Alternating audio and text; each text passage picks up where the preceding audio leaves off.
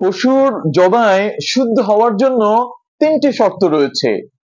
এক নম্বর শর্ত, যিনি জবাই করবেন তাকে মুসলিম হতে হবে, সুতরাং কাফেরের জবাইকৃত পশু মুসলমানের জন্য হালাল নয়। দুই নম্বর শর্ত হলো জবাইয়ের সময় আল্লাহর নাম উচ্চারণ করা, অর্থাৎ আল্লাহর নামে পশু জবাই করা, সুতরাং গায়রুল্লাহর নামে জবাইকৃত পশু খাওয়া মুসলমানের জন্য হালাল নয়।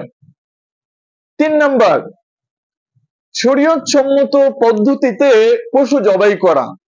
শরীয়ত সম্মত পদ্ধতিতে জবাই করার অর্থ কি?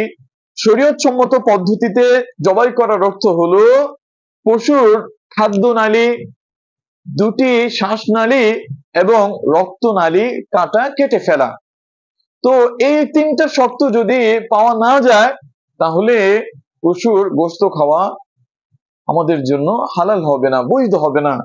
আল্লাহ পাক রব্বুল আলামিন আমাদের সবাইকে বুঝার তৌফিক দান করুন।